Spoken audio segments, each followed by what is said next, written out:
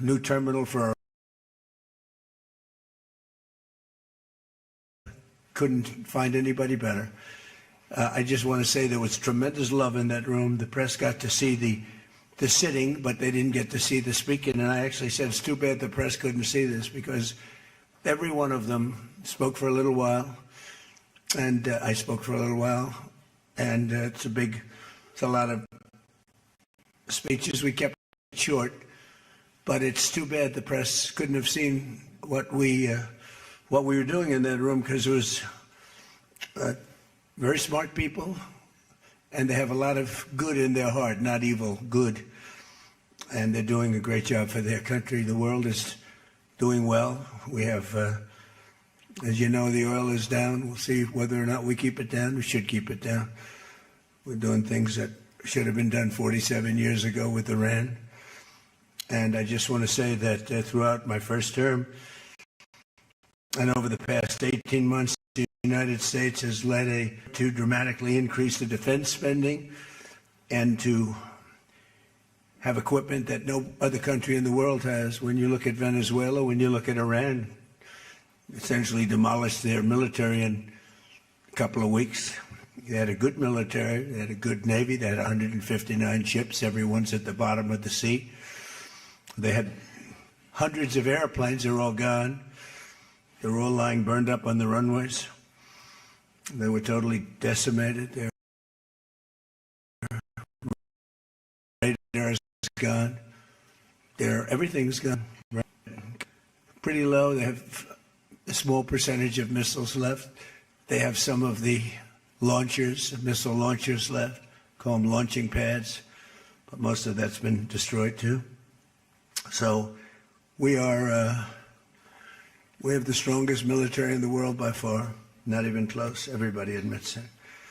Last year's summit in the Netherlands was great also, and we achieved an unprecedented agreement to increase the annual defense spending, and it's the benchmark, raising it from 2% to 5% of GDP.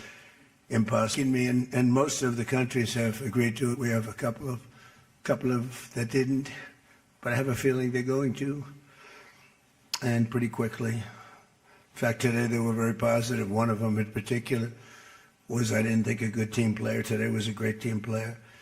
As all of the leaders understand very well, the United States remains by far the largest contributor to NATO, monetarily and maybe otherwise, and the strongest military anywhere in the world. And they respect us as a country. Again, they didn't respect us 2 years ago. They laughed at us. NATO laughed at us. Everybody laughed at us. They don't laugh anymore. There's no more laughing. This year we invested a record $1 trillion in our armed forces, and we're going to be asking for $1.5 trillion coming up. We have the money being spent on the best equipment anywhere in the world. In the working session this morning, we discussed the progress other members are making toward the 5% target, and they're making great progress. Many of these countries are very rich, by the way. We don't have to feel sorry for them. But it doesn't mean they're properly protected. There's a big difference.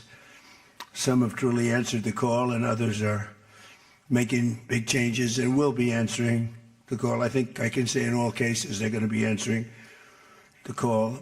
And we'll be taking in over $1 trillion a year toward defense.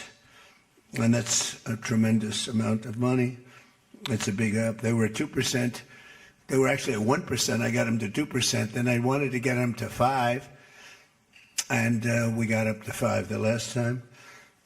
And they're, just again, if you could have seen the respect and the love in the room, and it's love really for the country, for our country. I don't want to say me, because you'll say, oh, he's so conceited. He's such a conceited person. But they do. I mean, they like the job I'm doing. They said, sir, we love you. These are grown people saying that. Isn't that nice? Maybe, I don't know, maybe they're trying to get to me. And in the way they did, because there was tremendous unity in that room. And I urge all nations to accelerate their plans to get the benchmark as quickly as possible. The benchmark is going to be that 5% number. That's the number it should have been for years.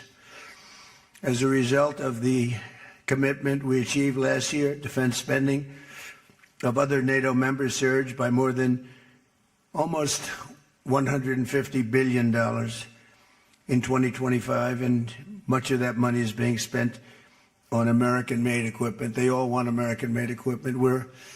We're pushing very hard to have the defense companies, and they're great. We make the best equipment, the Patriots and the Tomahawks, and everything we have is considered to be the best. Not by me, it's everybody wants it. I wish we made it faster because we could sell as much as we could make. And as you know, I had Lockheed and every one of the companies, all of the companies, which are Raytheon as an example, Boeing. So many of those great companies are now building plants. They had big plants, but they were using them 24/7. I said, that's not the way to do it. You have to build more plants. You don't have to just go over time. No tax on overtime. Remember that, please. No tax on overtime. Well, you saw that with it wasn't ours, and our equipment works, but we have to produce it faster for other countries, for everybody, including ourselves. We have to produce it faster. So we think within a year and a half max, we'll be, instead of waiting for a year or 2 years, we'll be having it on a 2-week wait, maybe a 1-week wait. That's what I want, and it'll do really well. A lot of people are, just waiting. They're waiting. They want to get this defensive equipment, maybe in particular the defensive equipment, but offensive and defensive. Much of that money is being spent on American-made equipment. That's the money that the European and Canada are spending, European countries mostly, and Canada. And they're spending that with the United States, largely. And it's American-made, made in the USA, as we say. Weapons, munitions, supporting thousands of American jobs. This will increase. We have the highest number of jobs. Right now, we have the most people working in the United States that we've ever had in the history of our country. We have the biggest investment ever made, $19.2 trillion. That's 6 times more than we've ever had. Think of it, 6 times more. And what did that were tariffs. Without the tariffs, I think we would have done fine, like at about 2 or 3. The last administration had much less than $1 trillion invested for 4 years. We have $19.2 trillion invested in 1 year. We haven't gone into the extra almost a half a year, 1.5 years. Those numbers won't come out for a little while. So we have 19.2 trillion, not billion, not million, trillion with a T, invested in plants and equipment that's being built all over the country. Eli Lilly is building plants, big drug, Merck, all of them. The drug companies are building. The car companies are building like crazy. In fact, as you probably saw a big announcement yesterday, Toyota is leaving Mexico, and they're going to build one of the biggest car manufacturing plants in the world in Texas. That's because of the tariffs, because we don't mind if you build in Mexico, but if you build in Mexico, you have to pay 25% tariff. If you build in Japan, or if you build in any place, now China is a much higher tariff. It's just 100% tariff because we don't want to lose our jobs. We don't want to have our workers lose their jobs. We have the largest number of plants being built for the most money ever in the history of our country. Car plants, AI plants, and all other plants, pharmaceutical plants, chips. We're not giving anything. All we're saying is, if you don't start, we'll give them 1.5 to 2 years to build their plant. If they don't have that, they have to pay 100%, 200%, even 250%. If they make a chip, or if they make a car, if they make pharmaceuticals. So the pharmaceutical companies are moving in at record levels. There's never been anything like what's happening. Let me put it a different way, put it to you in a more broad fashion. There has never been anything like has happened with this country or any other country in the history of the world. There has never been growth. There's never been manufacturing plants being built. We have so many being built. And in the big ones, like AI, some of the AI, we let them build their own electric plants. We force them to build. We don't want it because the old grid that we have wouldn't be able to supply. They need, just as an industry, more energy than the entire country produces right now, when you think of it, which is incredible. So take all of the energy that the United States produces, and that one industry, which is so big, so powerful, it needs more than that. In fact, some people say almost double. So this was my idea. I said, you can never service that. You can't reinvigorate the grid. You can make it better, but nothing like that. You wouldn't be able to build. And we're leading China in AI, in most, just about everything. But we're leading China in AI.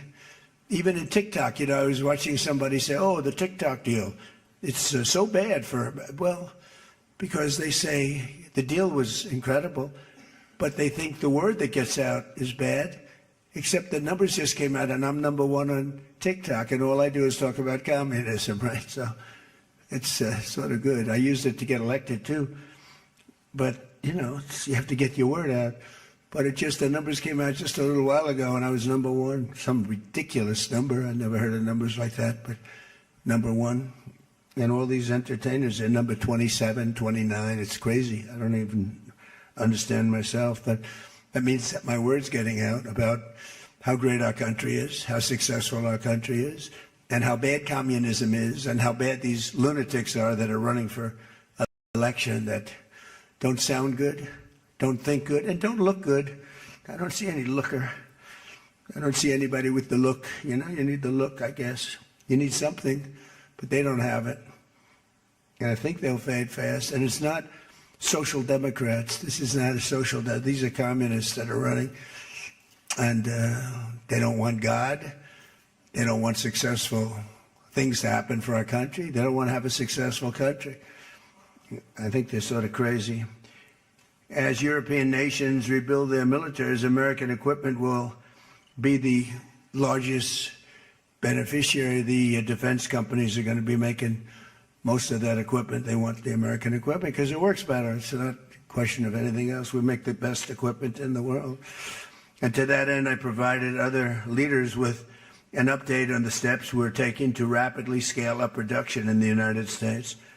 And they wanted to hear that because they don't really want to get it in 4 years, 5 years. They want to get it like in a week. And we'll actually be at a point like that in the not too distant future with the plants that are being built. The defense plants, it's incredible. Lockheed is building, I think, 5. Some of them are building 3, 4, or 5, and they're big ones. It's going to quadruple the output of we have with the munitions and the basic equipment itself, whether it's a Patriot or Tomahawk missile or any of the missiles that we make many missiles, different types, for different occasions. And just today at the summit, we announced $3 billion of new defense investments with U.S. companies. And Lockheed Martin will establish a world-class Patriot missile sustainment facility, a big deal in Europe. They're given a tremendous incentive by Europe to do that. All goes to the benefit of us and Europe because they're getting the best equipment. Northrop Grumman is moving forward with the sale of advanced American drone technology. We're actually the leader in drone tech. A lot of people don't know that. We have the most sophisticated drones in the world. And we're a real, I guess we're the leader, but we'll soon be the leader by many times over.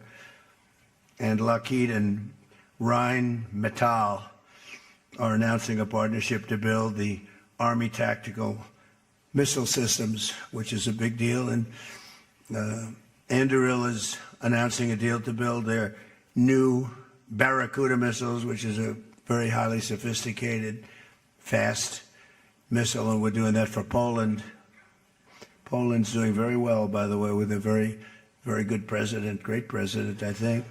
All of these agreements directly benefit the U.S. defense industry and base, and what it really does is it means jobs. And again, I have to just say that when Toyota announced yesterday, I wasn't that surprised, but everybody wanted to get that. That's the largest, I think it's going to be the largest plant in the world, car plant, and they're moving into the United States. And again, they're doing that to avoid paying the tariff, because if you build your product here, you pay no tariff. If you don't, you pay a 25% tariff, depending, 35% sometimes 100%, 200%, depending on what the product is. As an example, we're doing great on steel because we charge tariffs. So now all of a sudden the steel industry, which was absolutely dead a few years ago, I revived it in my first term, pretty good. And then they blew it in the Biden term. What a shame. They just blew it right out the window. They had no idea what they were doing. And I quickly revived it at the beginning of this term, year and a half. And the steel business is through the roof. We don't even make aluminum anymore. Now we're going to have the largest aluminum plant in the world being built in Oklahoma. I love Oklahoma. 77 out of 77 counties, 3 times.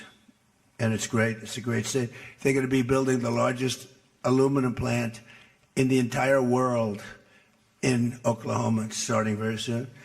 Over the course of the past 2 days, I had a number of excellent discussions with other leaders at the summit and held productive bilateral meetings with essentially all of them. We had dinner last night, just about all of them were there. President Erdogan of Turkey, as well as he, and he just came in, as you probably saw. Also, al-Shara doing happened within a very dangerous place, and now it's just come together. He's done a fantastic job. People are talking about it. In every conversation, it was clear that America is back, and we're stronger and bigger and better than ever before. We have more jobs, as I said, than ever before, and we're respected again like maybe never before. We are so respected as a country. That's why I wish I told the Secretary General, Mark, I said, it's too bad the press could not see what's happening in this room. You saw the big round circle with all of the leaders of all of those countries that allow it. The theory is that they won't be speaking quite as freely and it won't be quite as good, but who knows? It was amazing, actually. The unity in that room was incredible. Really a love. It was sort of pretty wild. There was a love in that room that was great. So this was a tremendously successful summit. And again, I want to thank President Erdogan, Turkey, and President, so many of the presidents, prime ministers. They were all here from NATO, the NATO countries. And in particular, we have to thank the Secretary General Mark Rutte for doing a fantastic job. He really put on a tremendous, his was just something, he's a unifier. He's a tremendous unifier. So I could take a few questions. We've done a few of these already today, so I don't think we should take too many. I don't think we should take, so we're going to keep it a little bit short, and I know a lot of you are going home. Some are going with me. So go ahead, please. Sir, yes. Yes. No. The gentleman right here. The very tall gentleman who's very insecure. He doesn't want to ask the question. He's a handsome guy, but he's very insecure. Go ahead. Do you want to shout it out? Give him a mic. How about giving him a mic? He shouted it. Mr. President, your operation in Venezuela has been lauded as a military success, and yet the Iran war seems to be a strategic dead end for you. Why are you apparently unable to end the Iran war? So I think we're doing just the opposite. The Iran war has been a tremendous military success. And, you know, I can only answer the question by saying they're not going to have a nuclear weapon. I think I was there for one reason, that Iran cannot have a nuclear weapon. I call it, we denuclearize Iran, and that's happened. They will never have a nuclear weapon.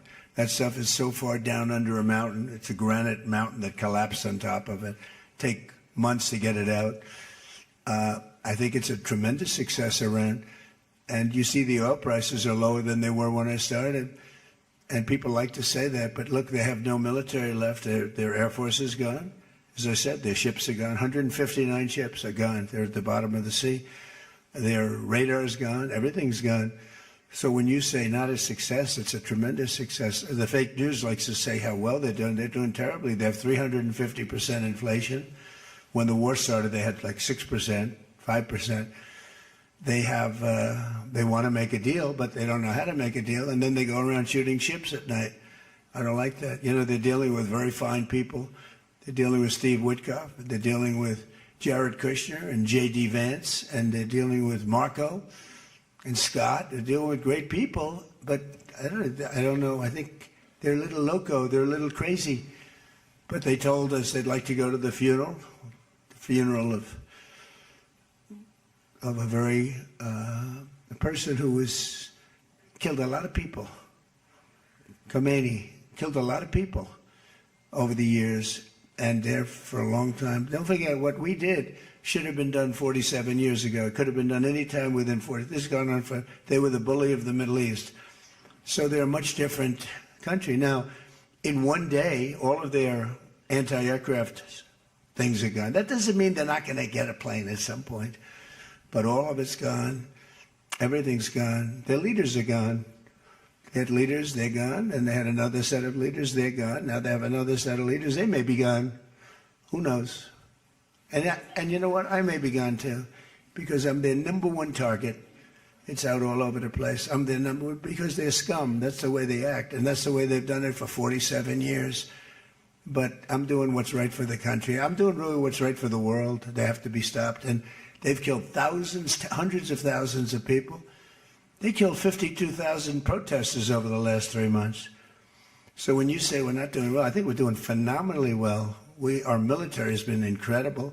Plus, we had a blockade. Did we have a blockade? Did you ever see a blockade work that way? You know, for you that said we're not doing well there, we did great in Venezuela. That was a one-day war, and they're very good military. You know, it's a very military country.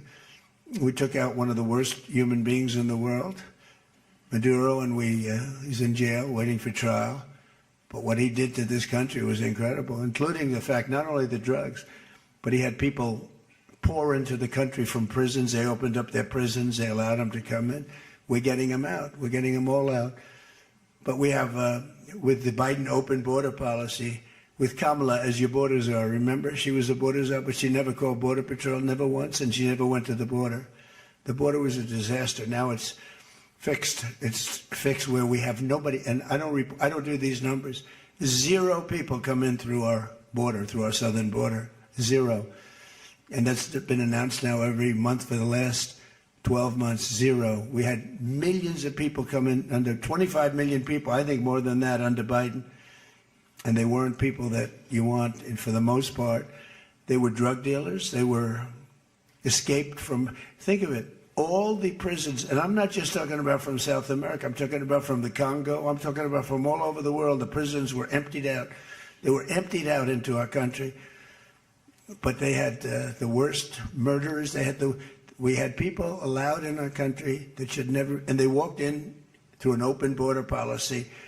And all I'm saying is that you're lucky we won this election. Yeah, please. Go ahead. Go ahead. No. Yes, go ahead. Thank you, Mr. President. Iris Tao. Who you with? NTD Why don't you say your name and who you're with? It's always helpful. Thank you, Mr. President, for doing this. Iris Tao with NTD, with a sister media with the Epoch Times. Okay. On communism, you've been issuing a wake-up call to Americans at home about the dangers of communism. And now you're speaking on the world stage.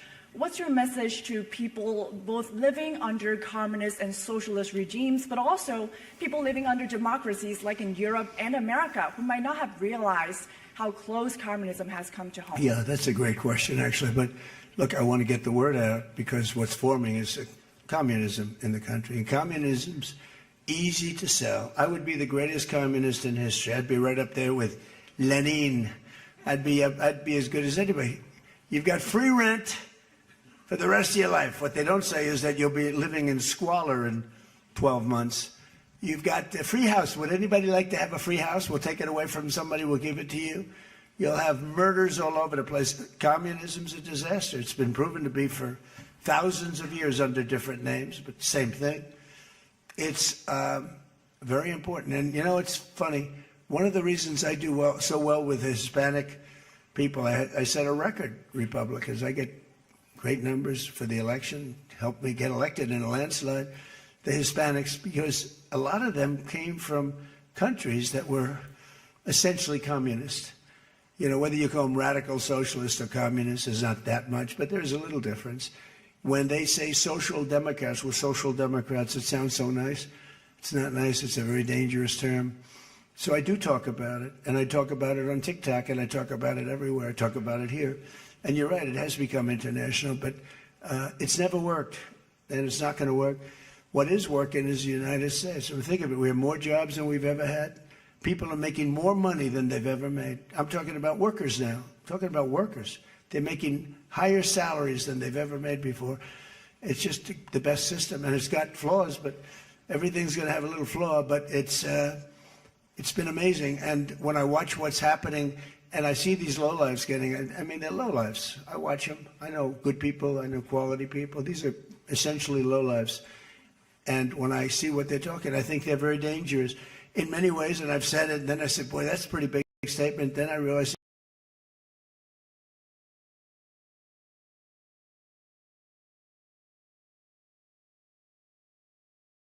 you know, a couple of people said, I think you're probably right. I think this guy with this thing that's going around is in more danger than it was during World War I, World War II. If you're 11th, if you talk Harbor, big danger. This is what's going to happen. Never come back. Die and break. With the New York Times. Last month, you said Iranian leaders were very rational people, nice people to deal with, strong people, smart people.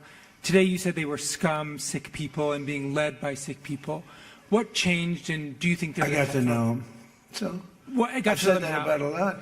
Now, when you say rational, I think they're much more rational than level 1, level 2. Level 1 is gone, level 2 is gone. I think but based on their actions over the last week or two, they're not doing a service to the people. And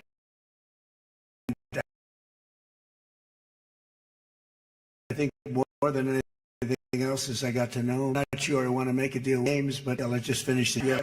Go ahead. Thank you, Mr. President. Steve Sedgwick from CNBC. The oil markets are up today, around about 7% for WTI and Brent as well. The world is taking you at your word, sir, that the MOU is over, that the ceasefire is over. Are we on the cusp of a full-scale return to full conflict? Well, I'll tell you what happens next. We're never going to see Iran have a nuclear weapon, because that's much more important than the numbers you're talking about. The prices of oil are dropping like a rock. Now they'll be up a little bit, and this will end very quickly. We have an oil glut right now because we got all those boats out of the Strait, and it's going to drop, and I've predicted everything. I've been right about everything, and I have been for a long time. That's how I got to be president 3 times. That's how I won 3 elections. I did very well in the second one, won it. It was a rigged election, but I've been right, and oil's coming down. Now, I have to make sure of one thing, that we don't have lunatics having control over nuclear weapons. So we have that now. There's no way they have a nuclear weapon. We have cameras, as an example, on the site that those beautiful B-2s at 1 o'clock in the morning 10 months ago blew up. They blew it up. We have cameras, that's called Space Force, if they're in space. But we have cameras that can read the badge of the person going over to a site. Mohammed something. We say it's Mohammed something is there with shovels. Well, shovels won't get you there. The biggest machinery in the world probably won't get you there, if you want to know the truth. It's way, way below. But we're watching that, and if anybody goes there, they get blown up. So nobody's going to touch that. Eventually we'll take it. But what we do have is we have that. That's gone. If we wouldn't have had that, they would have had a nuclear weapon, and they would have wiped out Israel. If I weren't president, Israel wouldn't exist. And we did it 2 times. When the JCPOA, the Obama deal, when that was originally conceived, everything went to Iran. $1.7 billion in cash, hundreds of billions of dollars. They thought they could buy peace with these people. You can't do that. So the big thing we have is more important than anything we can talk about is you can't let lunatics have nuclear weapons, and we've stopped that. And that should have been stopped on a couple of other occasions too with different countries, but they didn't do that. Yeah, please.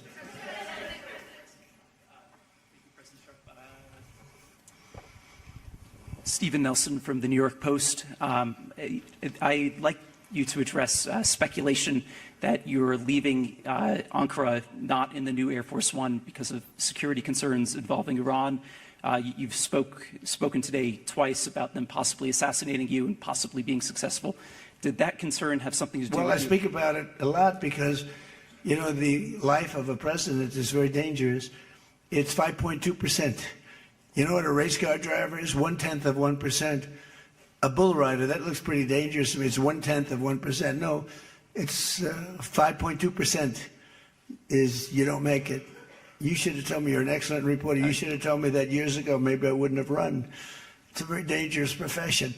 No, I'm number one on the kill list for Iran. They're lovely people. I'm number one. So I don't know. I can't tell you that, but I don't really care because I'm doing my job and I'm doing it, I hope, better than anybody's ever done it because we have a country that's hot and really, really successful. But I mention it only because it's on the list. I mean, it came out. There was another list came out yesterday, and I'm number one on. I like being number one on TikTok better, but I'm number one on the list for killing. Go ahead. Hey, Sean McCreesh, New York Times. But why aren't you flying the new plane home? Say what? Why aren't you flying on the new Air Force One home? It's flying to Europe, to one of the big bases, 2 or 3 of the big bases, where we can show it to the people. And we'll be going home by normal methods. But we have it going to Europe to a couple of bases, actually one in particular, but it's going to go to a couple of bases, stop, so the soldiers can see it because it's truly magnificent. Yeah, please. Go ahead. Do you want to go? Okay, go ahead. Mr. President, Harici Media, Tunç Akkoç, Türkiye. Mr. President, it seems that the war with Iran may start again. What do you expect from your European allies? I don't think it's going to start again. I think it's going to go very quickly. They hit a couple of ships, and so we hit them much harder. When they hit, we hit 10 times harder. You know, we hit much harder than they do. We have a lot better equipment than they do. We may even, somebody asked before, do you think you'll hit them tonight? I said, we might. Yeah, we might. But when they hit, we hit. You know, it's what we use their language. We speak their language. No, I don't think so. I think anything that happens is going to be over very quickly, and we'll only make it safer, including for oil. Oil is going to be very free, very easy, and it's going to happen very fast. We have the Hormuz Strait. The boats have pulled out. I mean, there's a gusher of oil right now. We have a lot of oil. And no, anything that happens is going to happen very fast. We're not looking for long term. Okay, go ahead, Red. Mr. President, you said today, Ines de la Cuetara with MS Now. You said today that countries. You're with who? MS Now. MS Now. That's a failing network. Why would you want to work for them? MS Now. Can you imagine? They wanted to get away. They took the name NBC because they were embarrassed by it. Go ahead, let's go. When do you hear this question? You said today that countries like Spain, Italy, and the UK were not there for the U.S. in its war with Iran. Should those countries be attacked, will the U.S. be there for them? Well, I'll tell you what. Number one, Spain has been very bad, but, you know, Italy's been good, and almost all of the countries have been good. They just had a bad moment. They didn't help us. We didn't need the help, but if we would have wanted the help, I said, by the way, if I want help, Sir would rather remain on the sidelines, and I didn't like that answer. UK gave an answer that was sort of weirder than that. They went out. I said, would you like to help? They said, we do, but we want to wait till the war is over. This was not in the spirit of Winston Churchill. So, yeah, I mean, I'll tell you what, I can only say if there's one word that comes out of today, it's unification. I've never seen anything like it. Every one of those countries, they love us, they love each other. That was tremendous unification. It was a nice thing to say, and it was a very fair question, too.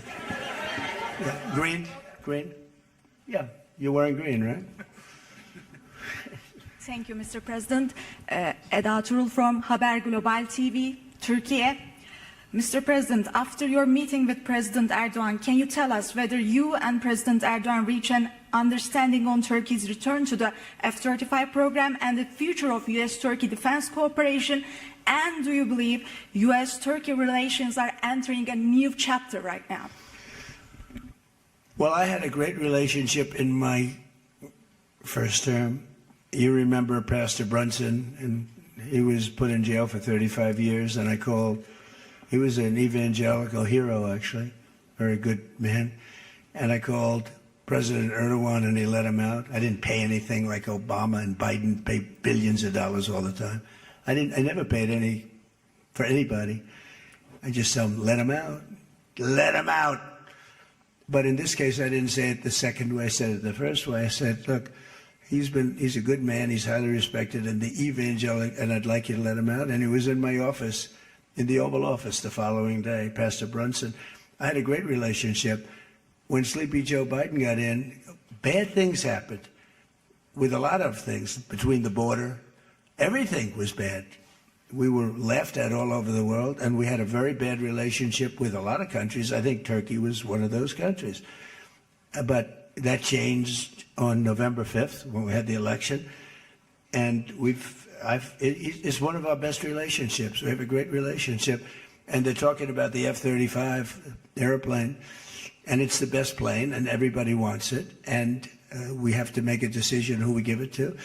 I mean, my inclination, because he stayed out of, he's not a huge fan of Bibi, and he's not a huge fan of Israel, but he stayed out of that war. He could have gone into that war very easily, and he didn't. At my request, he stayed out of that war.